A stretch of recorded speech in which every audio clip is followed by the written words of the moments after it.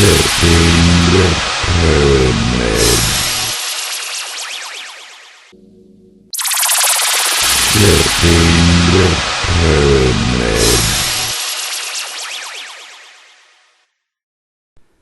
and welcome along. Sorry about that long intro there. I had a bit of a nightmare with a server again.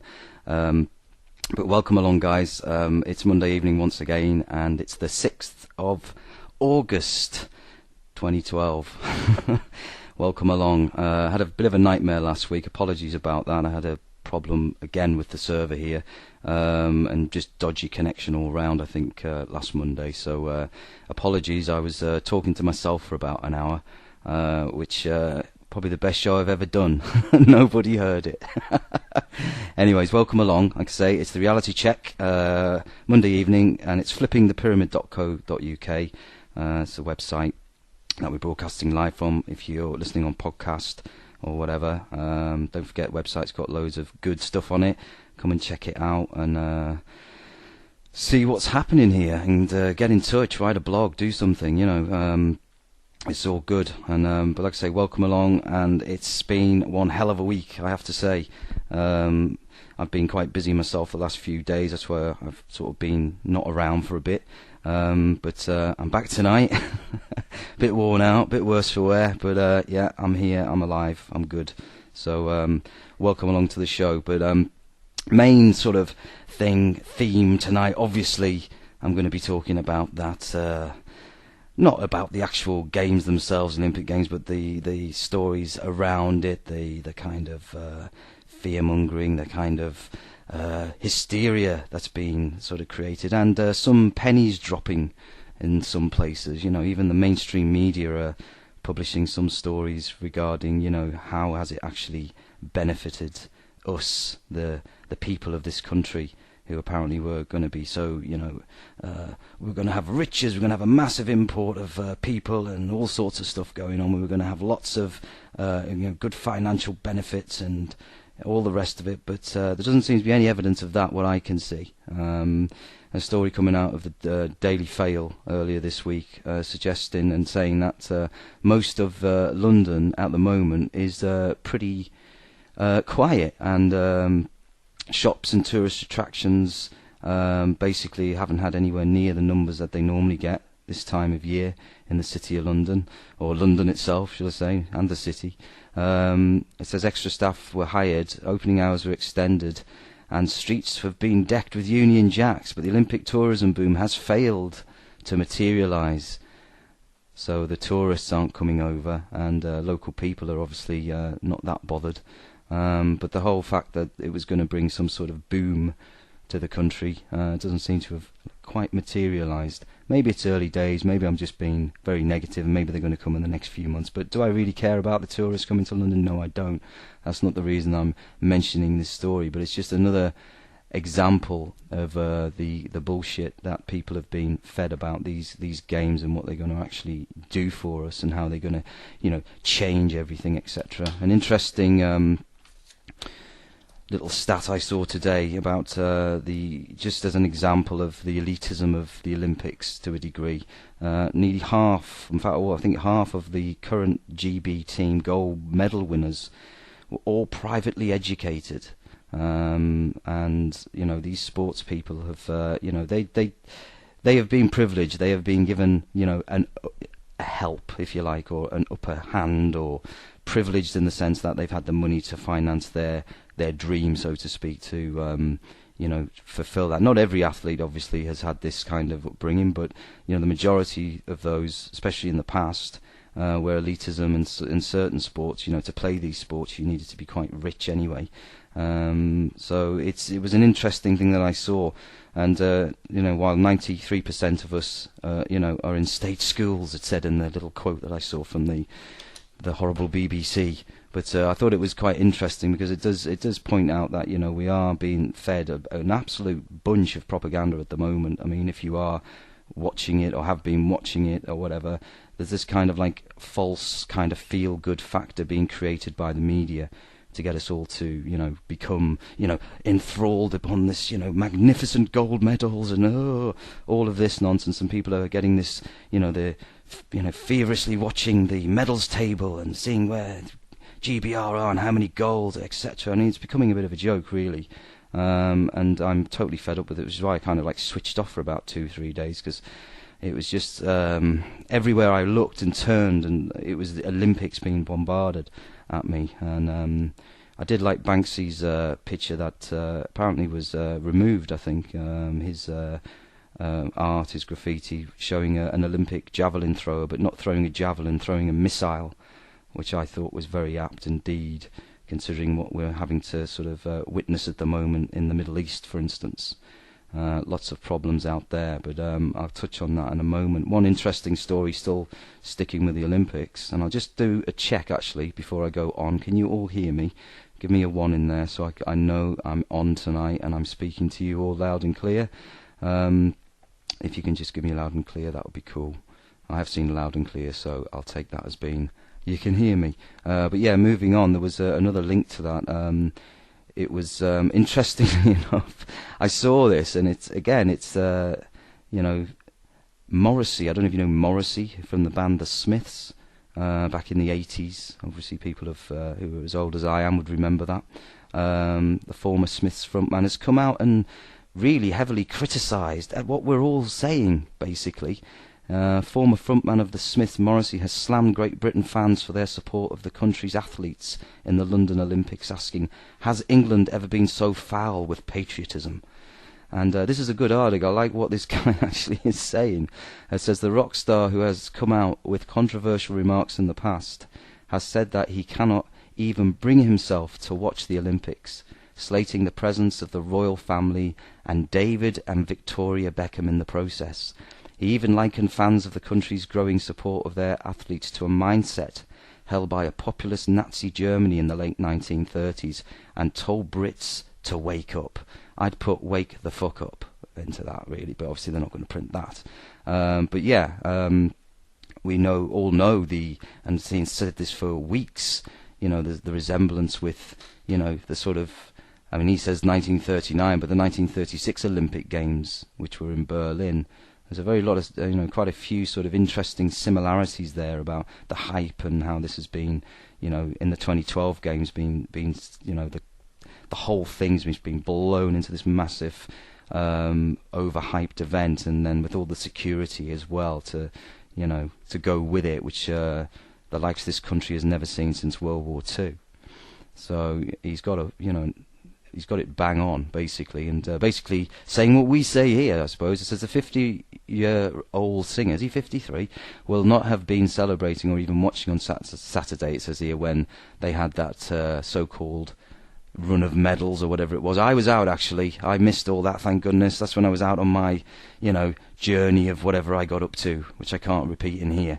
But anyway, it was a good night and a good couple of days, what I can remember of it. But anyways, Morrissey, who fronted one of Britain's most influential bands, published a statement on the True to You fan site. It says, "I am unable to watch the Olympics due to the blustering jingoism that drenches the event. Has England ever been quite so foul with patriotism? The dazzling royals have quite naturally hijacked the Olympics for their own empirical needs, and no oppositional voices allowed in the free press. It is lethal to witness, as London is suddenly promoted as a super wealth brand. The England outside London shivers beneath cutbacks, tight circumstances, and economic disasters. Meanwhile, the British media present 24-hour coverage of the dazzling royals, laughing as they lavishly spend, as if such coverage is certain to make British society feel fully whole. In 2012, the British public is evidently assumed to be undersized pygmies, scarcely able to formulate thought." As I recently drove through Greece, I noticed repeatedly graffiti seemingly everywhere on every available wall. In large blue letters it said, "Wake up, wake up." It said it could almost have been written with the British public in mind, because although the spirit of 1939 Germany now pervades throughout media brand Britain, the 2013 grotesque inevitability of Lord and Lady Beckham with Sir Jamie Horrible close at heel is, believe me, a fate worse than life. Wake up, wake up. That's Morrissey from the Smiths, and that's appeared in the Daily Mail of all places. But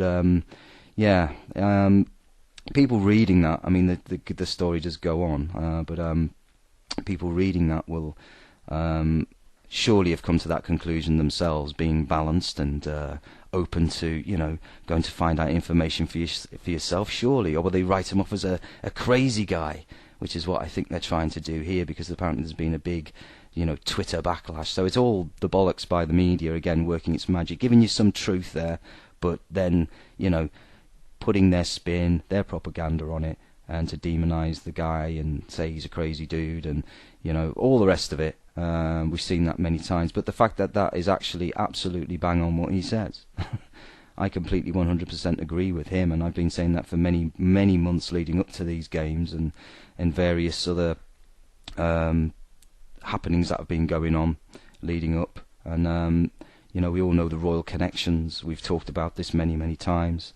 But the whole fact is somebody actually coming out and saying something, but the story is then, sort of making him out to be some kind of crazy dude, and all the backlash that he's getting.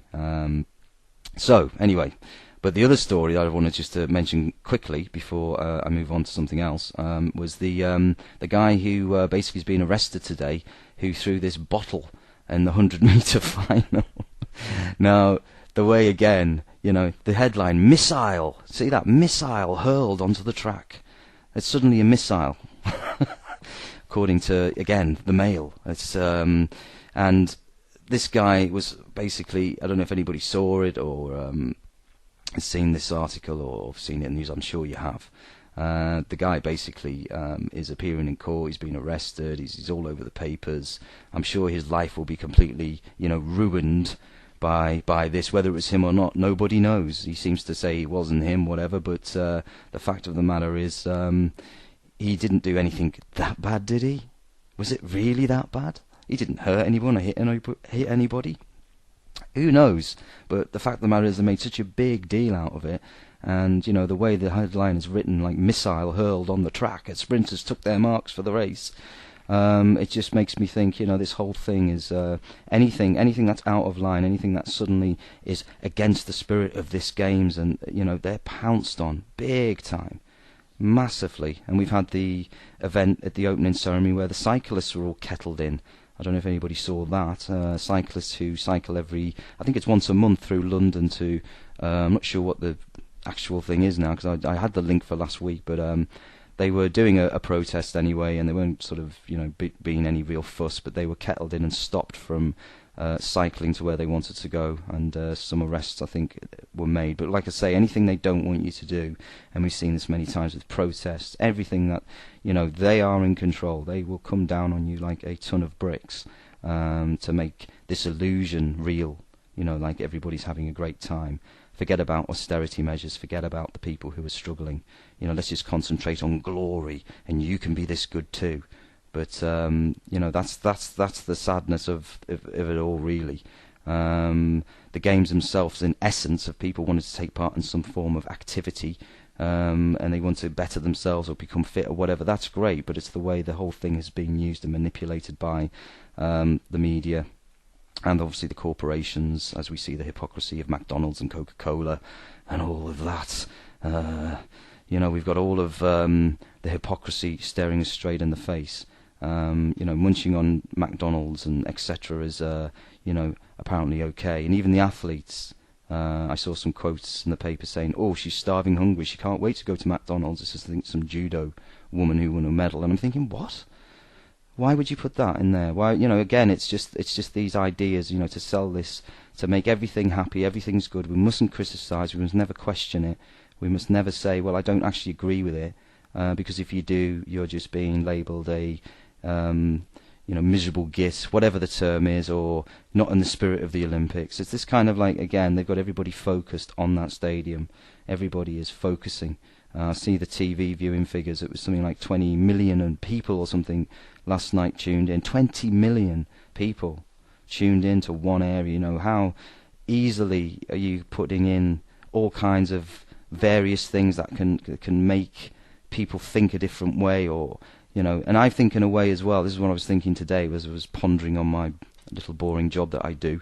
I was thinking, this whole Olympic thing is just a crazy It's a crazy notion. It's like it's trying to build everybody up, build them up into, something that, they're not, but their reality. They're not even looking at their reality. It's like, look at your reality.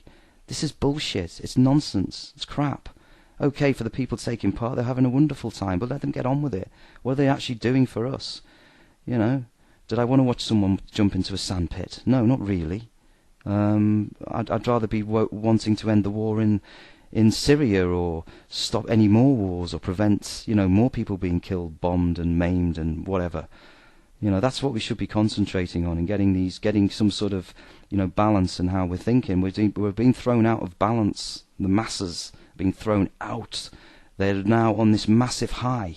And my worry is the big high, what comes after a big high? A big fall. So what are they going to do? We had this massive Olympic high back in, was it 7 years? No, it was, when they announced the games, and then the next day 7-7. So everyone was, oh yes, the Olympics. Then bang, something comes in.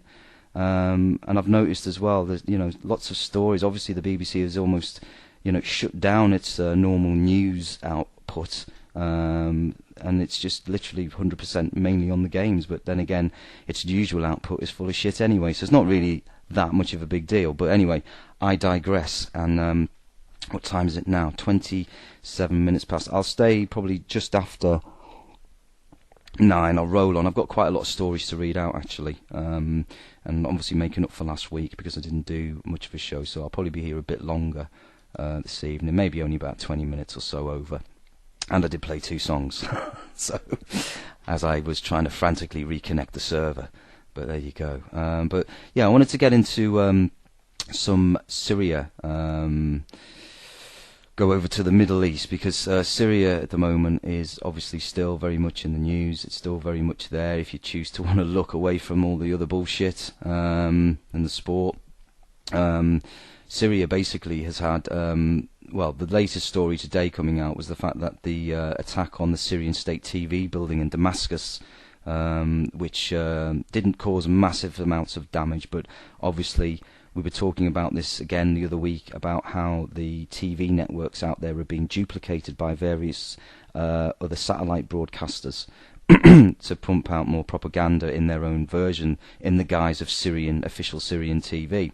And obviously, their news agents, their official news agency, obviously, it's vital for that to keep going and get, the information out. And we all know the way in which it's been backed by Western powers for these rebels to go in and cause all this mayhem to create regime change within the country and get rid of the current regime. That's the ultimate goal. We all know this. I don't know many people who don't know this anymore. And even this was appearing in European papers. I think one of the German press reported this actual sort of story that the West were involved in the arming of these rebels, and it's so obvious.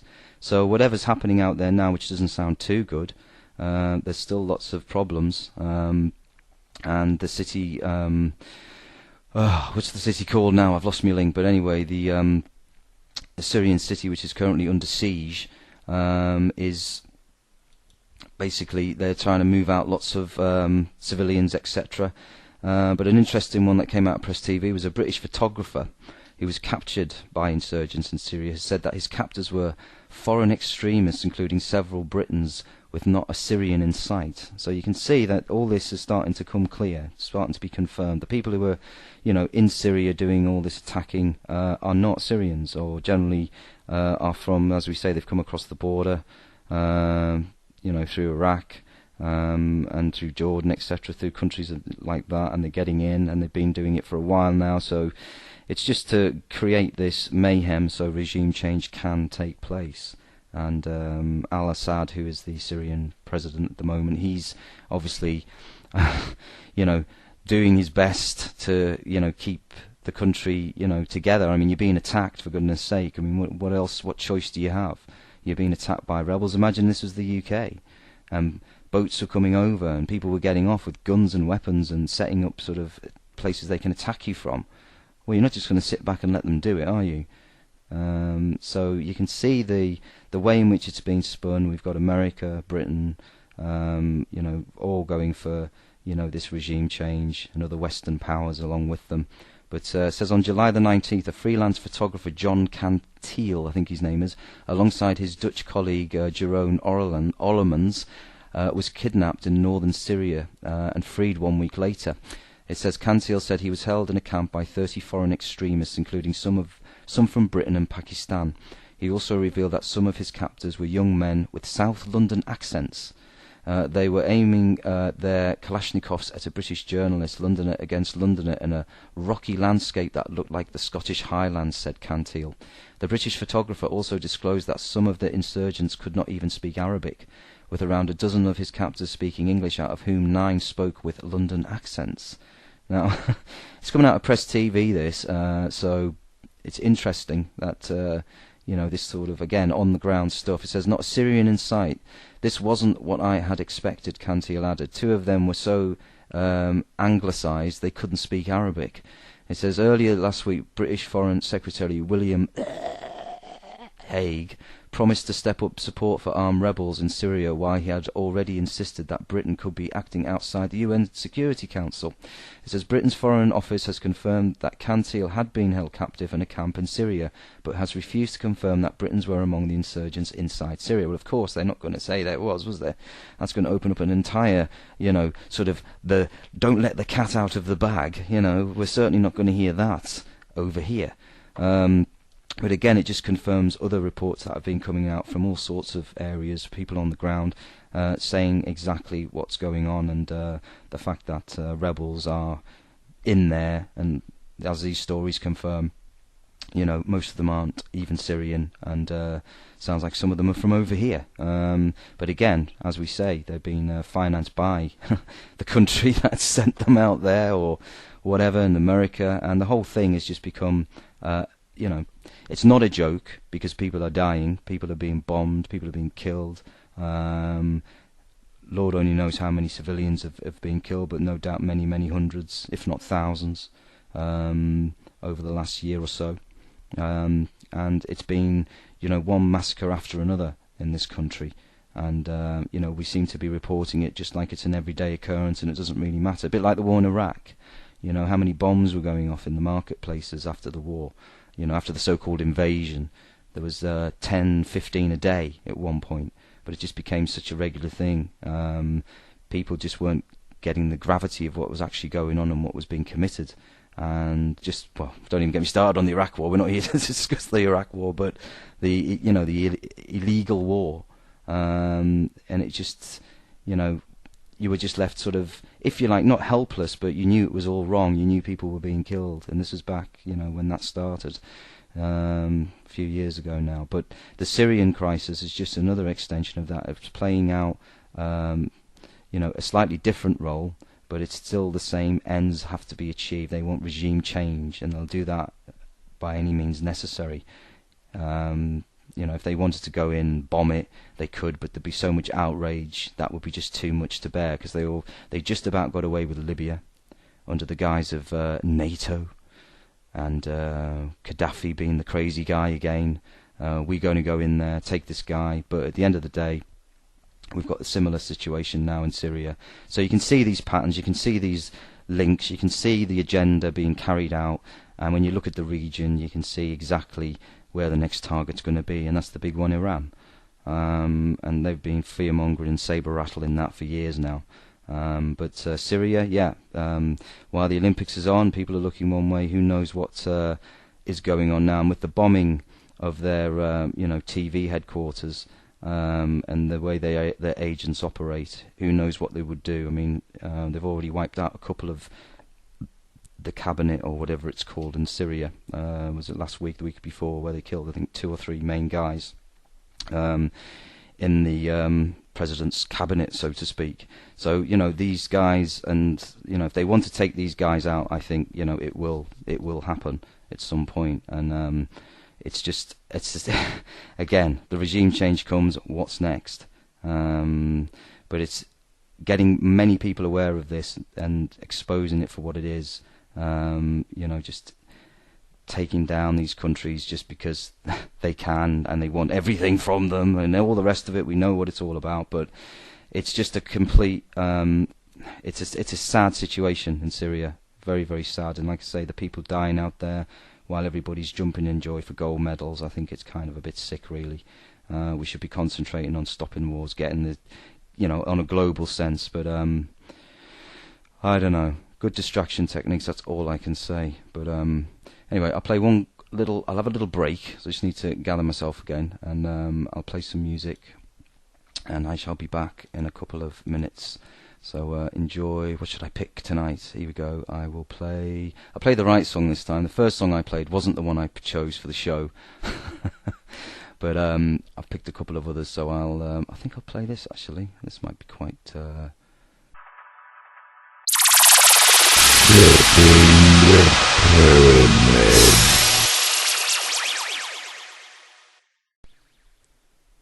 Hi and welcome back. It's flippingthepyramid.co.uk, and this is the reality check with Bluebus on a Monday evening, and hope you're all doing good in the chat and listening on podcasts and stuff. First half we did go on about the Olympics quite a bit, trying to get some sort of angle on the fact that they're trying to, distract us in such a way that we are being led down this kind of like feel-good factor road. And, what are they going to do? That's my... I'm always wary of all this nonsense, all this kind of like overreaction and etc., etc. So, call me paranoid, I don't know, but I just feel there's something in the air, should we say. There's something not feeling quite right at the moment. And I did also want to mention the fact that a load of Egyptian soldiers were killed today on the border in Sinai Peninsula. I think 16 were killed by attack of some sort of doesn't say go into detail, but I did have the story. But I'll dig it out in a sec. But that was one thing I wanted to mention with the Syria thing, the fact that 16 Egyptian soldiers have been killed today. Again, didn't get very much attention, didn't get very much coverage. But I'll dig out the details of that in a sec. But also today, being the 6th of August, was the same day. Again, oh no, not more gloom and doom, please. But it was the day, the anniversary of the atomic bomb being dropped on Japan.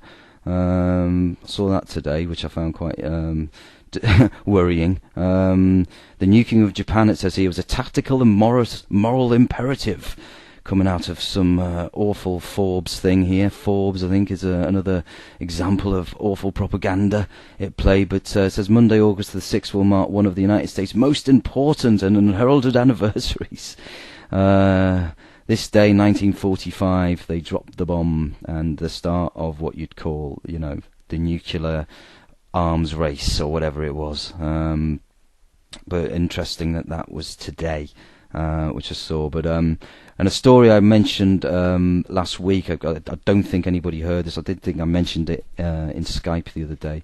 But getting back to the biometric stuff about Apple buying out a mobile security firm Orthentech for $356 million. I did mention that last week. I don't know if anyone heard it because I had such a bad connection. But it basically it's buying will buy fingerprint sensor technology developer Orthentech Inc. Incorporated for about $356 million, striking a deal that could put its iPhone at the center of the emerging mobile payments market. But they specialize in fingerprint technology. So again, we're moving on to this sort of biometrics kind of avenue, which I think everything is going towards, and it's being slowly, if you like, introduced to us in these kinds of apps that are, or these phones that are the gadgets that we all use every day, and we all love them. We're all there every day, Twitter, whatever it is. So they're introducing passwords will be a thing of the past. So they're introduced this fingerprint technology, so you won't need your passwords, and that's where they're heading. Just one step away from a microchip, in my opinion. That's where it's all going. They can identify you as being the sole individual who's online at any time. Some people think that's a good thing, but if you're using anybody's device, you will need a fingerprint to get into that as well eventually. So you won't be able to use anything. They will know you're online because you will have only one option. That's to get in using some kind of biometrics security check. And like I say, they've been rolling this stuff out steadily over the years, getting the kids used to it, using it in schools to buy their lunch, by using biometric technology to pay for their dinner, whatever. So this has all been sort of, if you like, slowly rolled out. And now we have Apple now buying this technology firm and are preparing to obviously roll out all of this in their new product. So again, I don't think I can post links in the chat, guys. I don't know why, but they don't seem to work. So I'll have to have a chat with you about that later. But so I've got the links, but obviously I can't stick them in the chat for some reason. They don't work. But anyways, that doesn't matter because it's still the information that's important. So it says it's fingerprint technology used in mobile phones in Japan for authentication of mobile payments could help Apple bring those services to markets such as the United States, where mobile wallet services have been slow to catch on. But again, it's just a hit piece telling you that you're just, this is going to happen. Get used to it. If you don't like it, well, tough, because it's going to happen. If you want to buy one of our products, these are going to be the sort of security measures we're going to build into them, and people will go for it. Obviously, that's the problem. But as I've mentioned many times with mobile phone usage, etc., it's just be wary of what apps you put on there, and always read the not the instructions, the service agreements, terms and conditions. So many people don't even bother reading them. They just add the app, and what they've realised, they've signed up to maybe somebody who can actually read all your phone messages if they want to. Facebook have admitted that, but they don't switch the service on. But if you have a Facebook app on your mobile phone, then it has the ability to read all your messages. That's not the ones you use on Facebook. These are the ones in your SMS messaging, your private stuff. So, be aware of these things at least. And if you want to carry on, that's fine, but you're aware of what they potentially can do. So it's just being informed and getting your head around the fact that, so much is happening so quickly. So much is coming out. So much is being sort of, if you like, thrown at us. Everyone's, sign up for this, get this, get this. Everyone's rushing ahead and not taking a step back just to realise just what these types of technologies are actually really designed to do, which is to track and monitor you and to know where you are at any time. That's ultimately what they want. And they're doing it in a very slow, stealth-like manner, which I've said for a long time. And we can see it playing out every day in little steps and little things that are happening, little stories coming out, just to get people seeded with the ideas that this is a good technology, that this is good for us. There's no, opt-out, so to speak. There might be initially, but eventually when all of us who are against this go away, then the full technology will be, rolled out, whatever, in, say, the next 30, 40, 50 years' time. We'll have a completely monitored population if we don't do something about it now, if we don't let people know. People need to be opting out of this kind of crap, because that's what it is. We need to be looking at other ways we can get away from this. But the machine's got us so hooked in, so crazily addicted, that it's almost near enough impossible for some people to switch off from it or not envisage a life without it. But as I've said before as well, more and more people are getting it. More and more people understand that what it is, what this thing is, what this energy of money is. Why we're also chasing that and not realizing that we're being led along all the time and manipulated and controlled, database tagged, monitored. Whenever they, want to do that, it's there for them to, have the technology to get into your phones, whatever they want to do. We know this technology's been around, or this kind of surveillance has been around, but they're putting it in your face now. They just don't care anymore. They're just telling you they're doing it now. I mean, if they did this 20, 30 years ago, there'd been uproar. But no, it's been rolled out very slowly, and to a certain degree, we've done it to ourselves. We've done it to ourselves.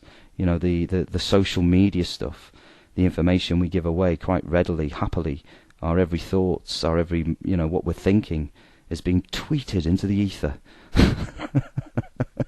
And people are using this information, and people are looking at it, and you're being used. Either if it's not in a sinister way, it is. It will be for advertising, spamming, whatever it may be. But people are targeting you.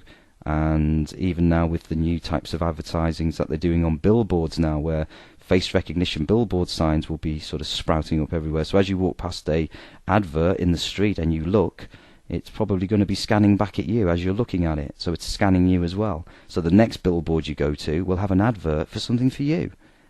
Isn't that good? Oh yes, I always wanted that. Yeah, thank you. Or, you know, this is what we're saying. This is the whole thing. I mean, it's a complete. You know, no one's asked for permission. You know, they'll just do it anyway. But we've given our permission away to people like Facebook. People are giving everything away. Me, not personally, but I suppose they'll know who I am. But do I care? I don't give a shit. I'll still, you know, do what I do. But the fact that people are, every minute detail of their life is on these social network sites. So it's great. You know, you don't need to be an investigative, you know, reporter, journalist, or whatever it may be, or a policeman looking for some evidence. You just go to the Facebook. It's all on there.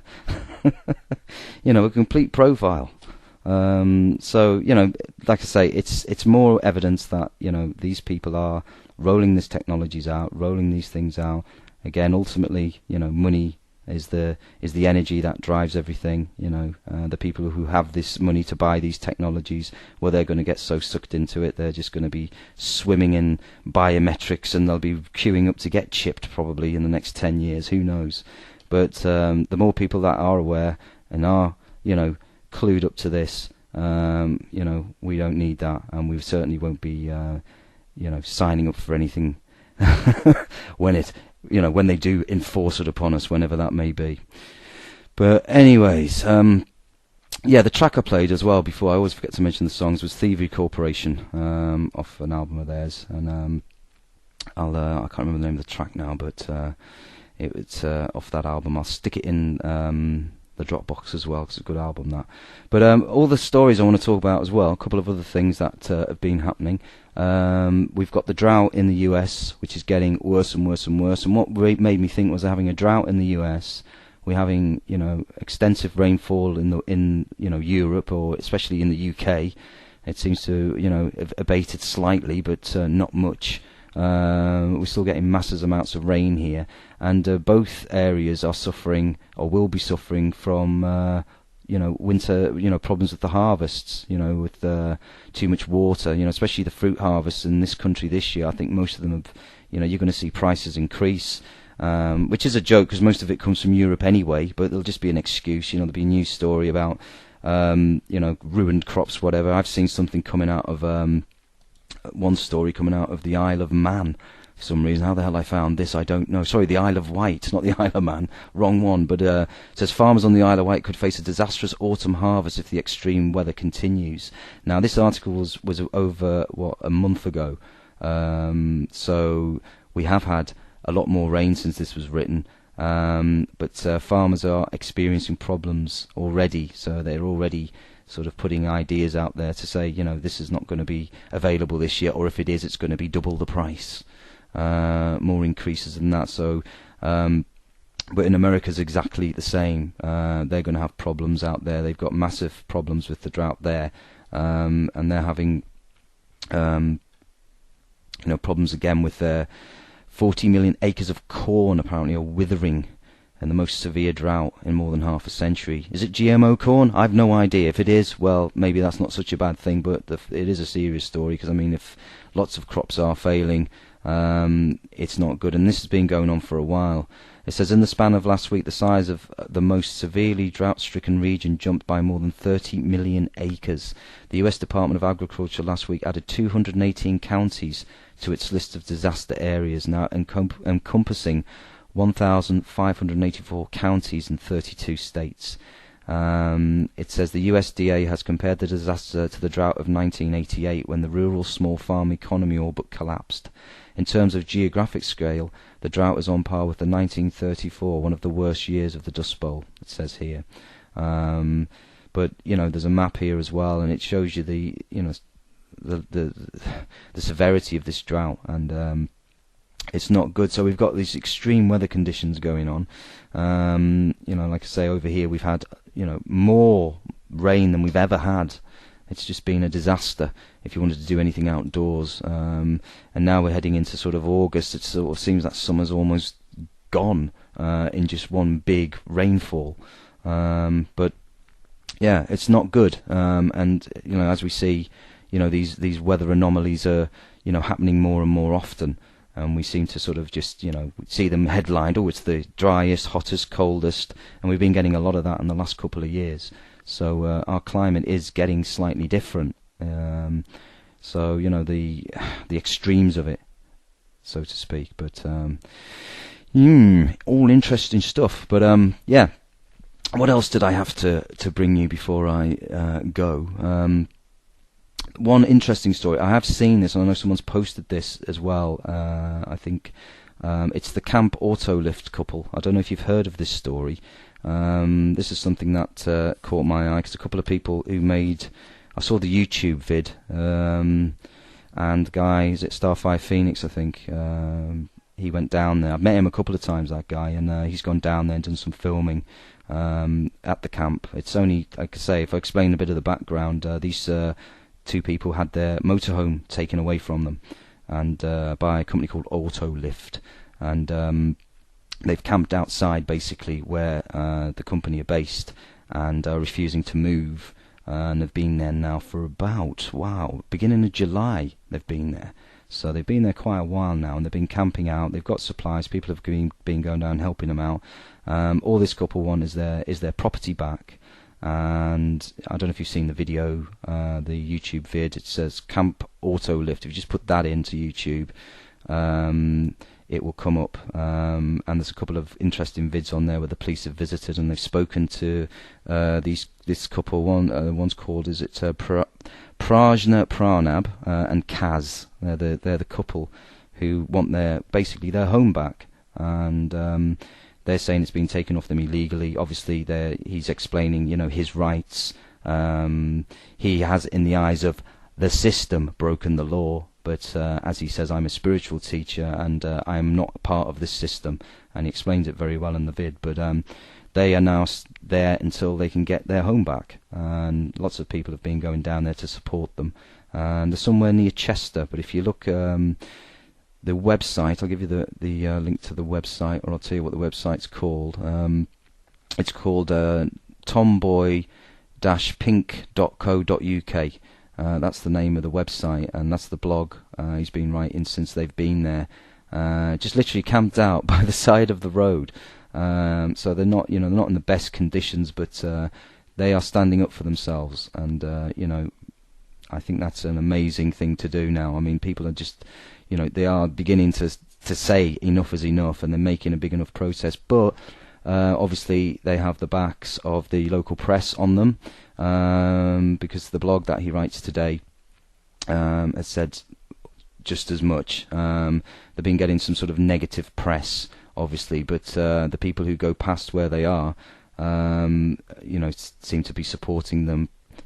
Bibbing their horns, where supporting these people, saying standing up to these people who do just come and commit theft. Really, I mean, it is theft. They'll take your vehicle away, and they've got no legal or lawful right to do so. So they're making that protest, and good luck to them. And if I could get down there, I probably could have had some time. But there's a few people, like I say, been down there supporting them. I know commonly known as Dom was there as well.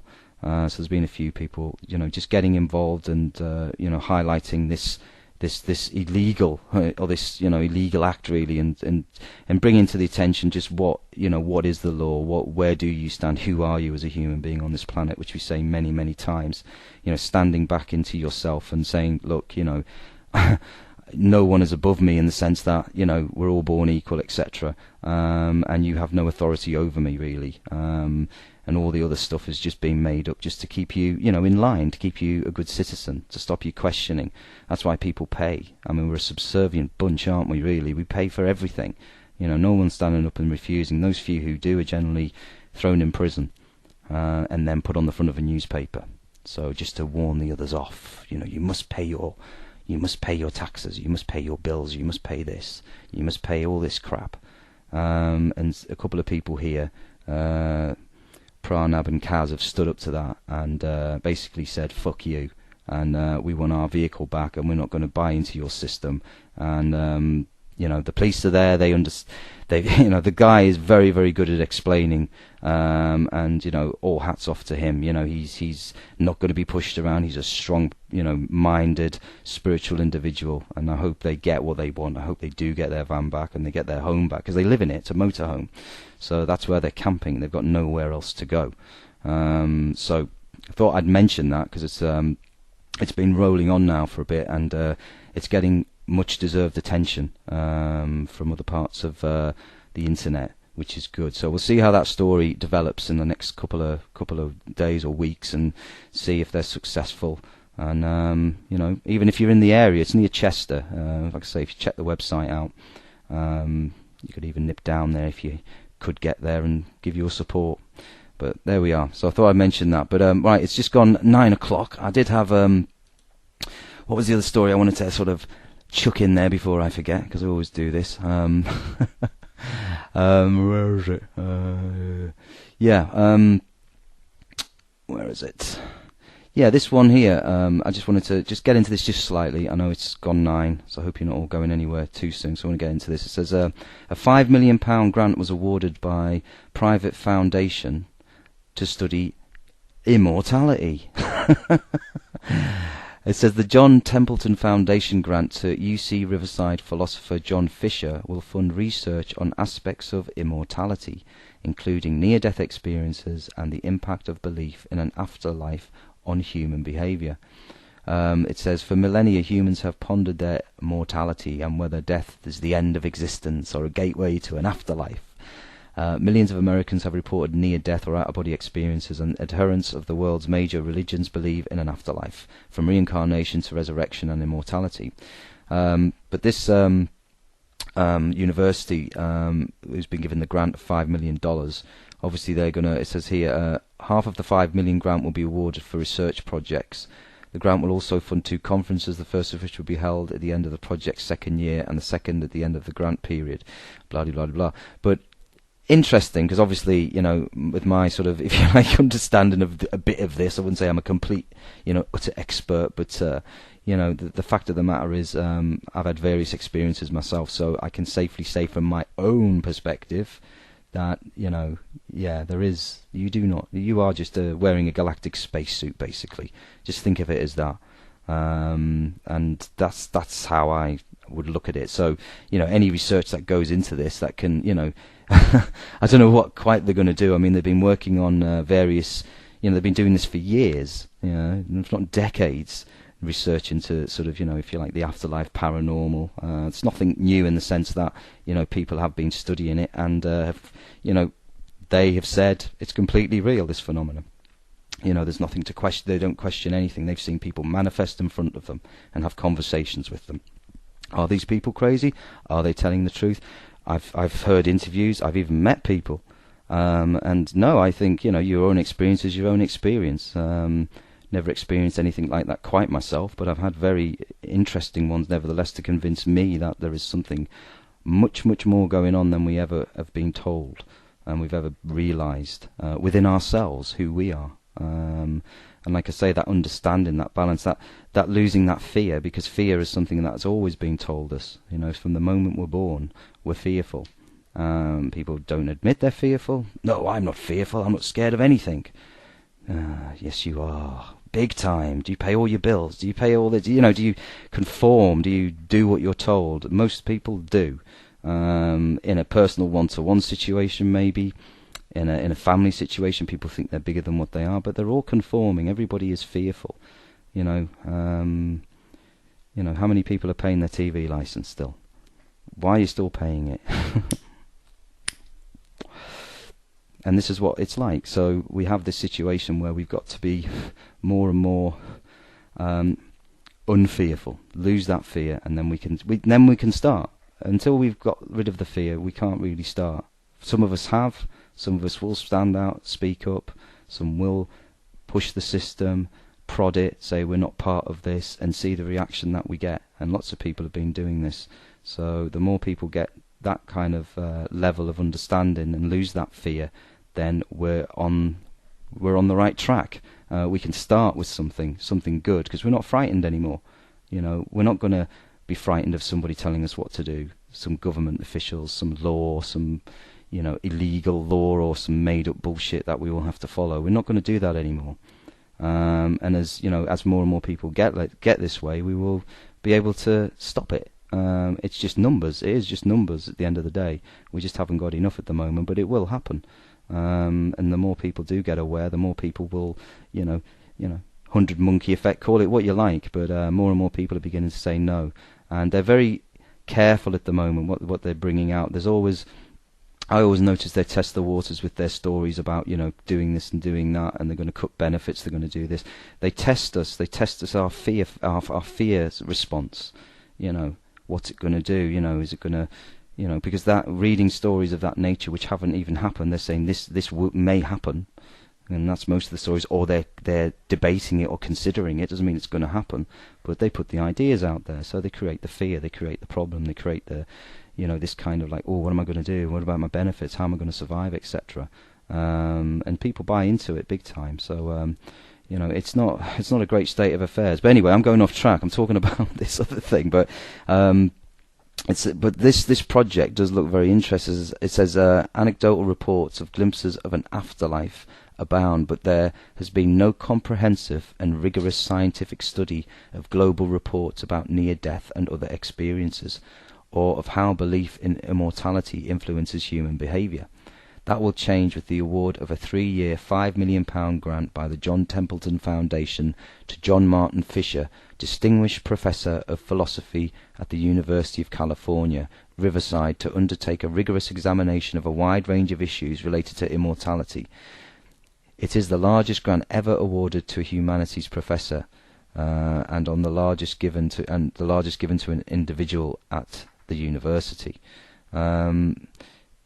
It's interesting. I mean, I don't know if this could be just again, and I know a lot of this subject matter is open to skeptical and scoffing kind of people who will just literally look at this and think, is this real? Is this guy going to just come out and say some bullshit and say it doesn't exist? Who knows?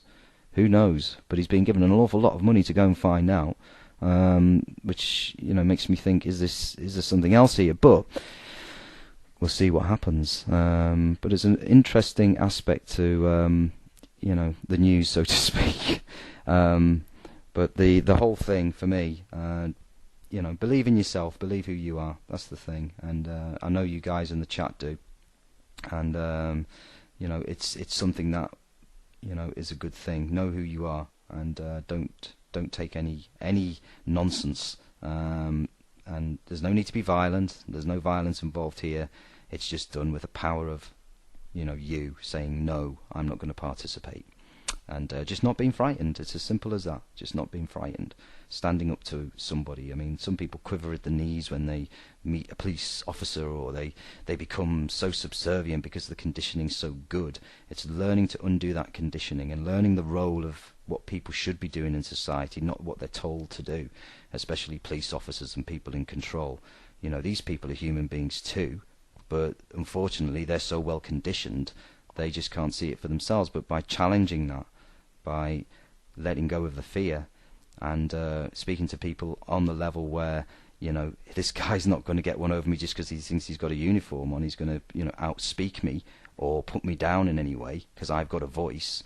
This is what we need to be doing, and it's not by being rude. It's just by knowing who you are, not being frightened. Again, no fear. If you've got no fear, you'll be able to handle anything. But unfortunately, we do tend to slip into fearful modes now and again. So we'll see. Like I say, with all this Olympic nonsense going on, who knows? Who knows what's going to be kicking off? But yeah, this grant thing is an interesting story. So I'll leave it at that because it's gone to 9:10 now, and I hope you've all enjoyed listening to the show. Don't forget, you've got a show Wednesday evening, and that's Ian with his punk show. So check that out. It's between 8 and 9. We have Cookie, Virtual Shamanizing, between 9 and 11. And Red, who's on Friday, between 9 and 11 as well. But go to the website, check out the site, and all the shows are there. Lots of the archives are there from previous shows as well. There's lots to listen and see and watch, and interesting articles.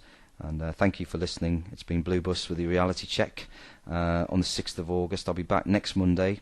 And have a good week, guys, and I hope you've enjoyed the show. And I'll leave you with, let's have a look. I've never got anything lined up, but I think you'll like this one, so I'll leave you with this. We are flipping the pyramid. Flipping the pyramid. Flipping the pyramid. Flipping the pyramid. Flip the pyramid. Flipping the pyramid. Flip the pyramid. We aim to see the world as it really is. Turning that pyramid on its head. www.flippingthepyramid.co.uk. Flipping the pyramid. Flipping the pyramid. Flippingthepyramid.co.uk.